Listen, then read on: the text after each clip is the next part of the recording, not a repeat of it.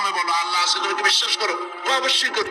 আল্লাহ আছে, এর কোনো প্রমাণ আছে তোমার কাছে? কোনো প্রমাণ নাই, তবে আমি বুঝি আল্লাহ আছে। বলে কেমনে? কয় যে আমি তো ছাগলের রাখাল, আমি তো লেখাপড়া করিনি, আমি তার শুনি কোনো বিজ্ঞানীও না কিছু না, ছাগল পালি। আমি চিন্তা করি ছাগলে খায় ঘাস আর পায়খানা করে কতগুলো ক্যাপসুলের মতো ট্যাবলেট। আল্লাহ যদি না থাকবে যেগুলো হয় কেমনে? ওর মাথা যেমন ও বুঝছেও তেমন। কথা বুঝতে পেরেছেন? ছাগলের রাখাল ছাগলের পায়খানা দেখা ওর মনেও চিন্তা আসে নিশ্চয়ই কেউ পরিকল্পনা করে এরকম করে।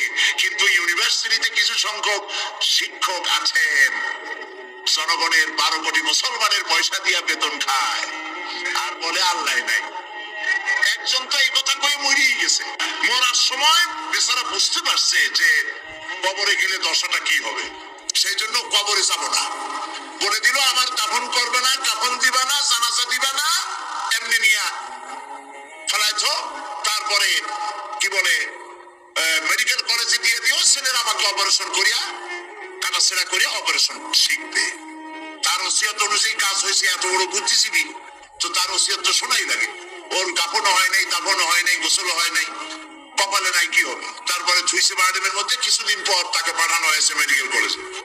মেডিকেল কলেজের ছাত্ররা যখন শুনলো যে ওই লোকটার লাশ আসতেছে, ওরা দাঁড়ায় বলছে আল্লাহর রাস্তায় মাপ চাই, এই হুজুরের এখানে হাঁটবেন না। উনি বেঁচে থাকতে আল্লাহর অস্বীকার করছে। এখন ওনারে কাজে যদি আমরা অপারেশন শিখি তাহলে যে রুগীরে ধরবো যাও বাঁচবে ওইটা মরবে, কাজী এদের ফিরাও।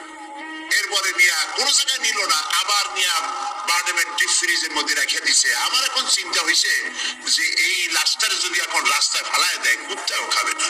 কারণ আমার দেশের কুত্তা, আমার দেশের কুকুরেরা এতটা অভদ্র না যে কুকুরে এত পুরানা বাসি লাশ খাওয়ার মতো আমাদের কুকুর এত বেয়াদব হয় নাই, এতটা অসভ্য হয়ে পারে না। কাজী আল্লাহর সাথে যারা নাফরমানি করে আল্লাহ এরকম দেখান, তবে এগুলি বুঝবে কারা? বুঝবে কারা? আল্লাহ রাব্বুল আলামিন